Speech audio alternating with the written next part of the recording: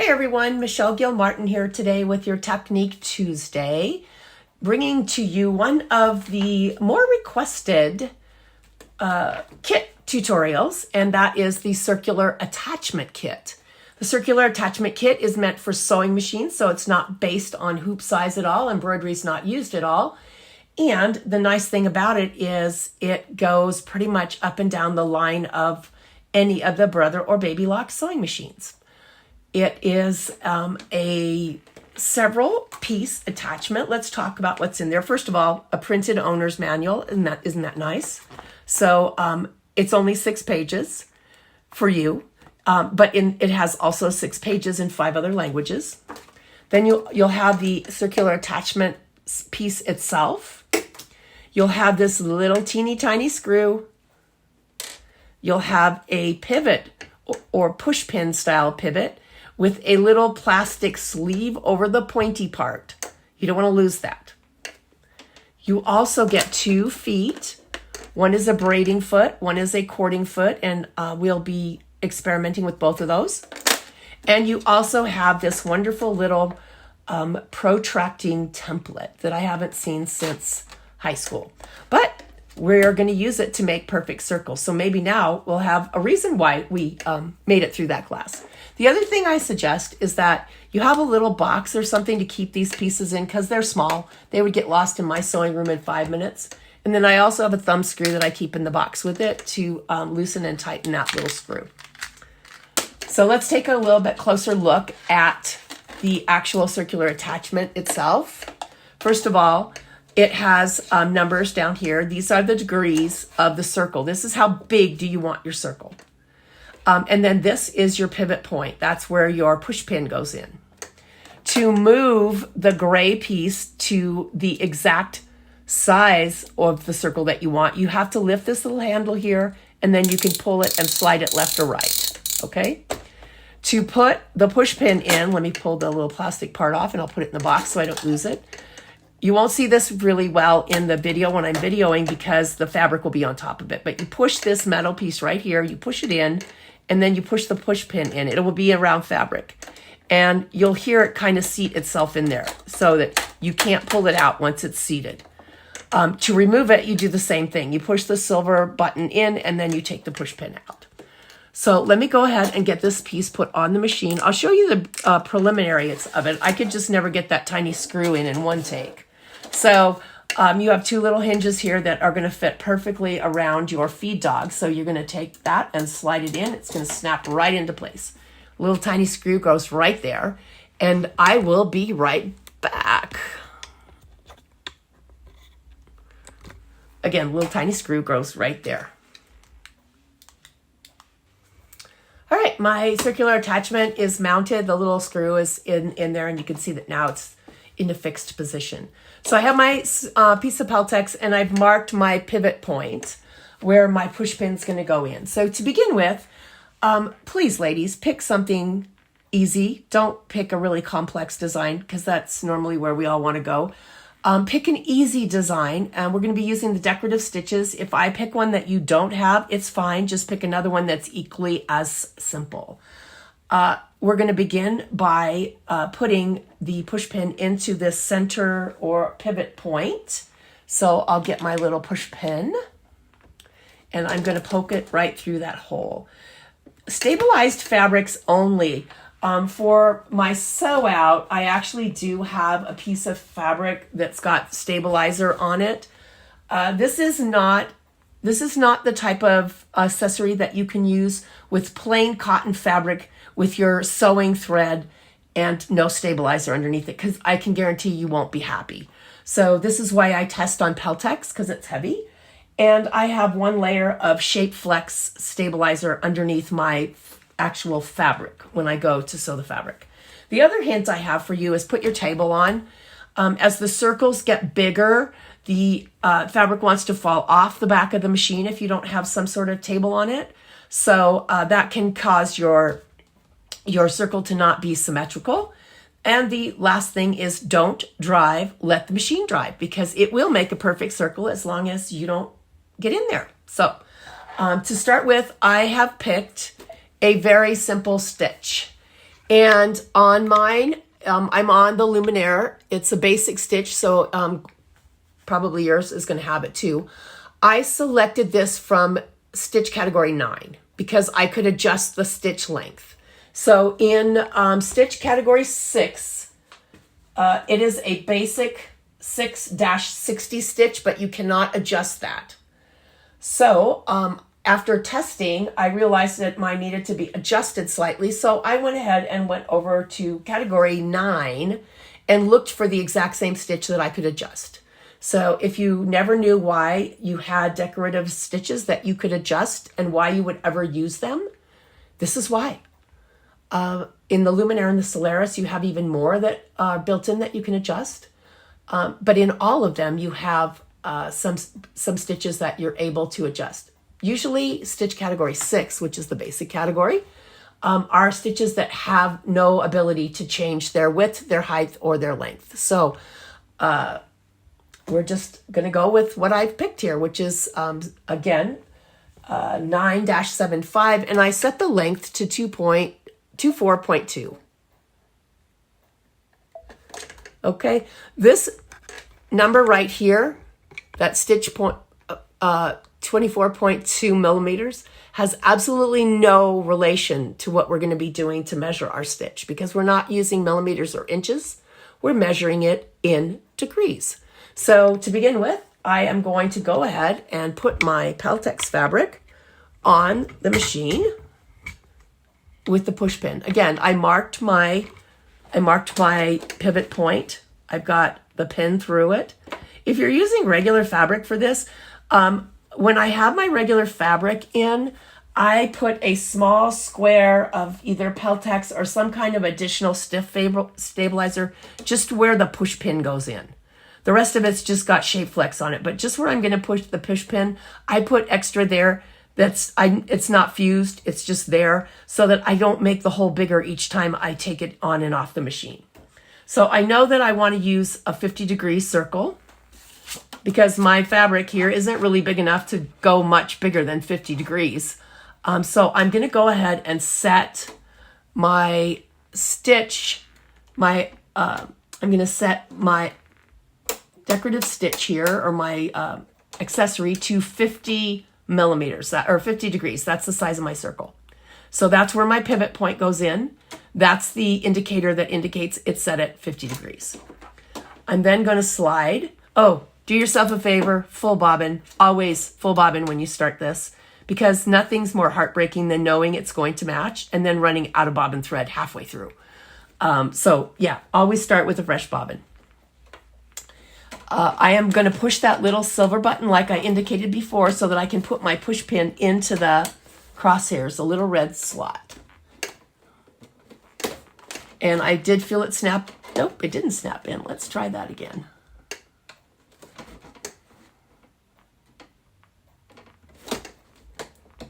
Okay, that snapped in. So now I can't pull the push pin out. All right, so I'm going to begin. I'm set at 50 degrees. I have my stitch set over here. Again, on the Luminaire, that is stitch 9-75. Nope, it's not. Is it? No, it is 9-71. And it's set to 24.2. And I have it set to sew a single repetition of that stitch because I need to measure the degree of that stitch to know how many times it's going to go around at 50 degrees. So I'm going to go ahead and I am going to push go, but I want to anchor my stitch. So I'm going to put my foot down and I'm going to anchor it before it starts. And then I'm going to go ahead and start stitching.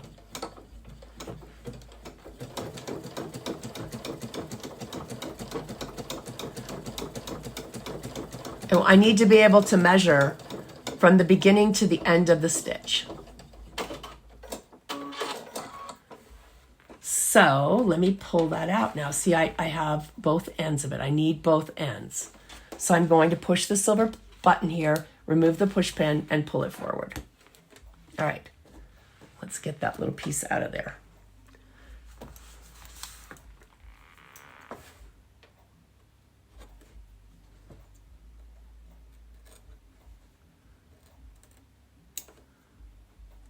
All right, so I can see the beginning and the end of this stitch. So give me a minute to draw some lines and change the camera angle, and we'll be back.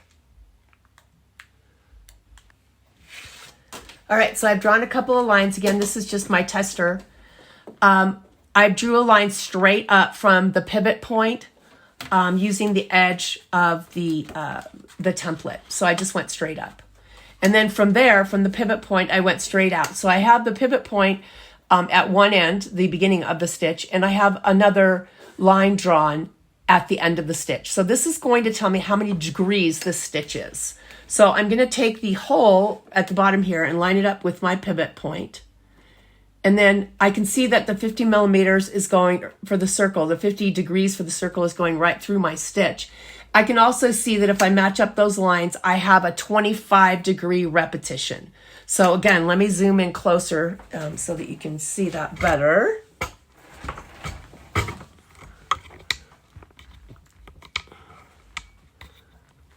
right, so I did one stitch. I made sure I secured it at both ends.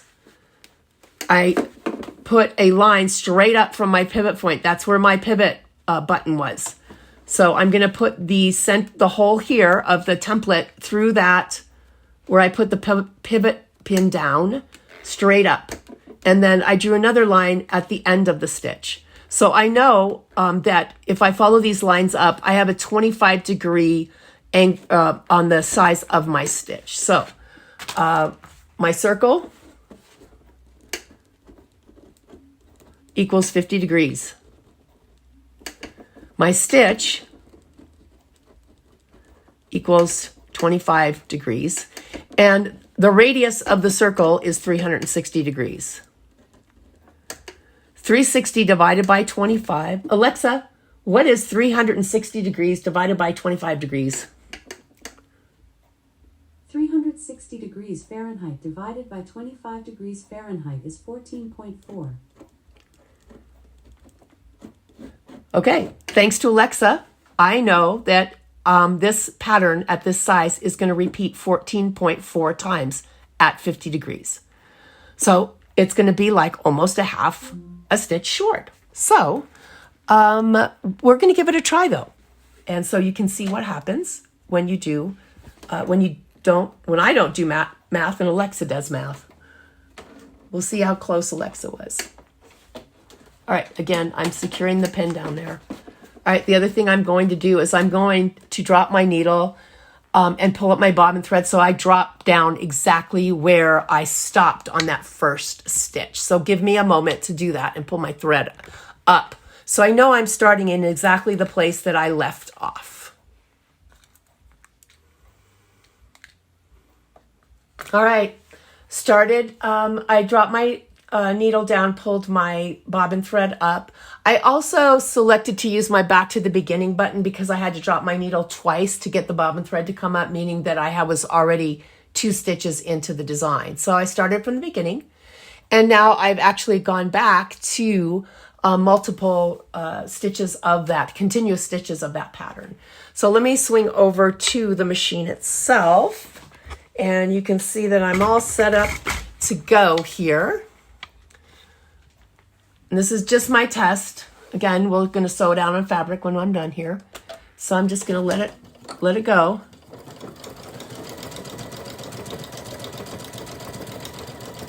Remember, this is a stitch that I can adjust, which is why it's important if you want it to match more consecutively is to have one that you can adjust, because it means I can stop stitching before I hit the last repeat of it, and change it if I think that it needs to be changed. I'm just going to leave it for this run so that we see how close it actually comes to matching up. And again, this is just a test.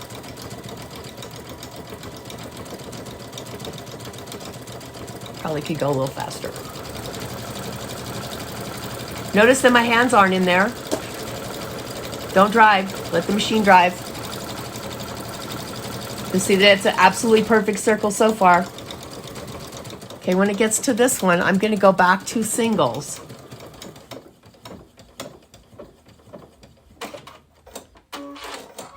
Oops, I shouldn't have had it set to cut. Oh well.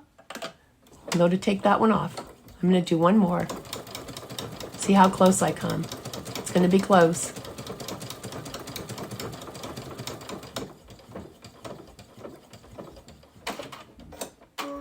You know, I'm overlapped by 2 stitches, and I think in anybody's book, that's a pretty doggone close match. So here's my match point right here. So I was 2 stitches longer on this one. So I'm not going to worry about it. I'm going to leave this adjusted just as it is. So we're going to go now. What I'm going to do is I'm going to switch out before I sew our final little sample. I know that I'm going to go ahead and use this one for the middle circle. I'm going to pick something else to do, to test out for the braid and for the braid foot and the, gosh, why do I keep forgetting what that foot's called? The cording foot, I'm sorry. All right, so I have some stuff prepped for the braiding and the cording foot, so I will be right back. Okay, we are ready. I have selected a feather stitch to attach my cording with, and you know it's sparkly, right? Because it has to be, something has to sparkle. And I have selected from the utility stitch section, I have selected stitch number, category 2, stitch number 2-12. It's a feather stitch. I'm leaving it the exact size that it is. We just have to know when to stop with this one. So I'm going to, you see I have this attached to a leader of some sort, just piece of cardboard, anything, so that you can keep your cording straight and so that you can keep a hold of it and it doesn't keep pulling out the back. My circle is set to 60 degrees because I have enough room to make that happen on this practice piece of fabric. And I'm going to take my J-foot off now. Give myself a little bit of extra thread. And the cording goes underneath the foot itself. So I'm going to start by setting the foot on the top of my leader because I know it has to come up the bottom. So I'm going to grab the first one and let me see if I can get close, how close I can get with this. It won't really focus, will it?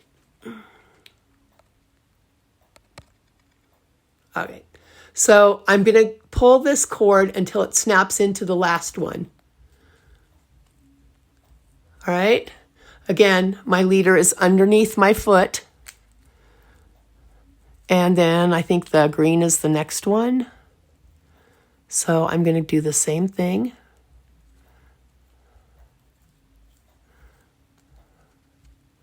Hard to do in the air, easier to do if you're sitting down. And I'm going to pass it underneath until it pops into the next hole over. And the same with the gold one, which is the last one. Okay, so now they're all 3 in there, and they're flowing smoothly, and they are very securely taped here so that I don't lose them now that I've got them on.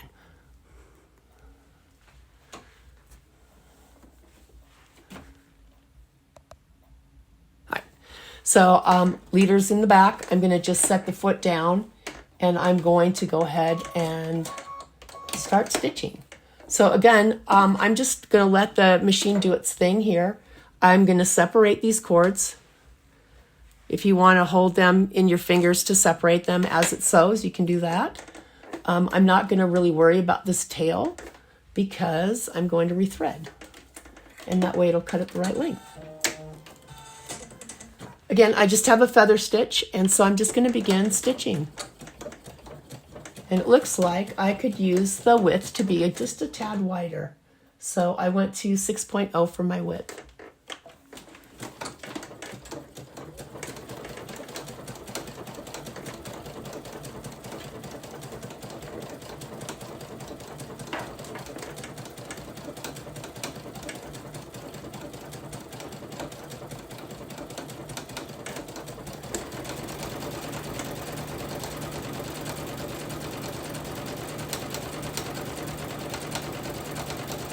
Ooh, pretty.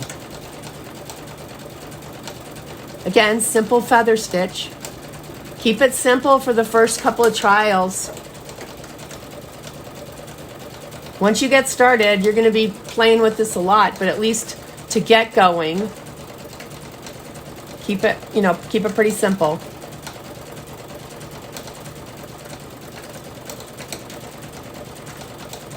All right, so I'm going to slow it down a little bit because what I want to do is I want to be ready when it gets to the match point or to the end point that I don't overlap a lot.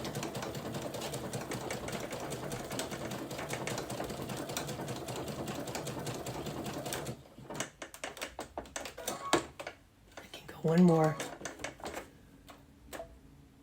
So I'm going to set it just to do one feather.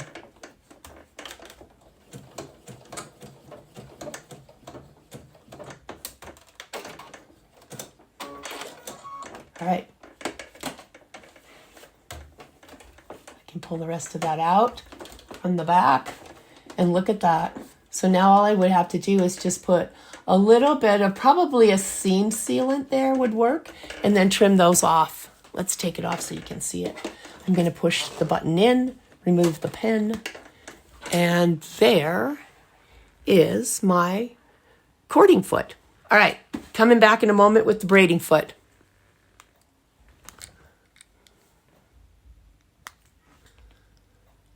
I am set up for the braiding foot. Again, I have a little bit of a leader on there, and it looks like I might have it a little bit tight. I have an extra one here to show you what I'm talking about. You have a little knob on the side of this braid foot, that allows you to set the distance on the side of the foot. For the size of the braid that's going through. So what moves is this top part.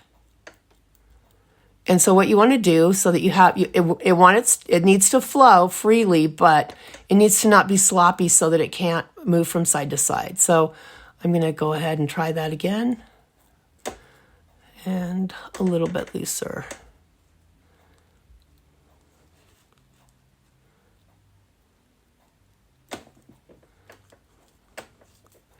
There, that should have it flowing a little bit freer.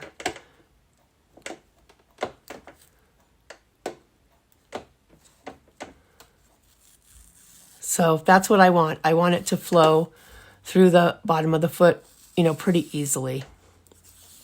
Right?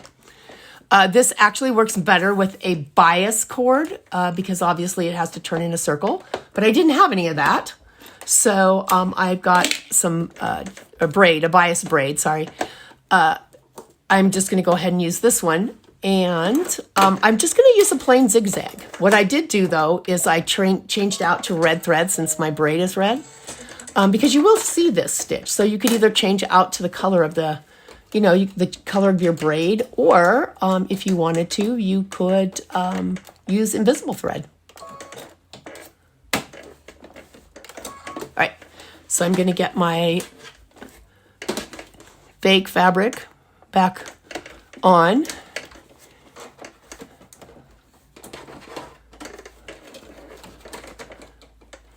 Again, I'm looking for that little push pin position, push it in so that I know my push pin has seated itself. Give myself enough extra braid from the back. I reset to 70 degrees, should be enough. And I am going to select from the utility stitch, I'm just selecting stitch 1-09, a width of 5.0, a length of 3.0. Put the foot down and let's see what we get.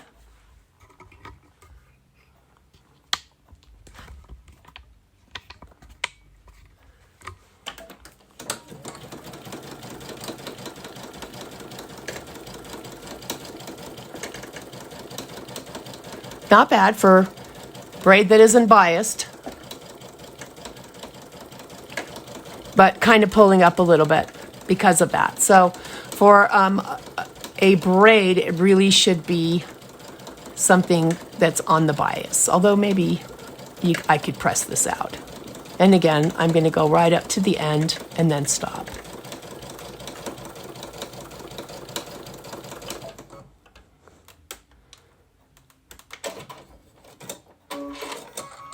And I have to pull that all the way out.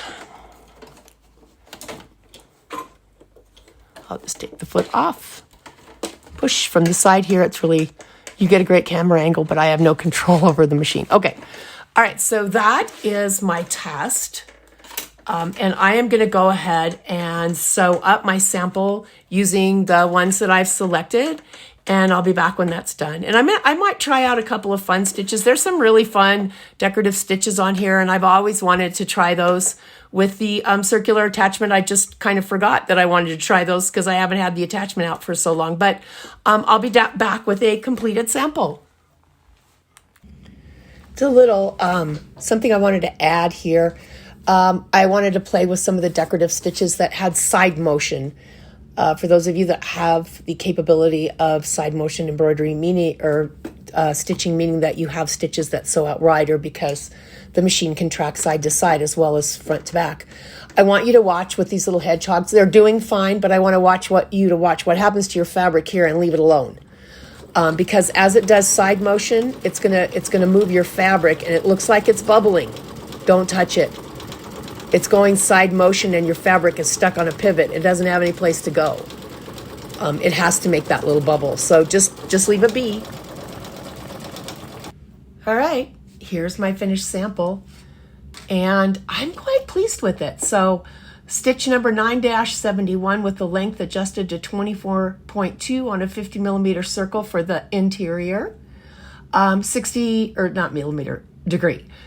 degree circle on the outside with the cording foot, stitch 2-12, which is a feather stitch, with the width only adjusted to 6.0, and 70 degree circle with the braiding foot, stitch 1-09, with the width adjusted to 6.0 and the length somewhere around 2.0 or 2.5.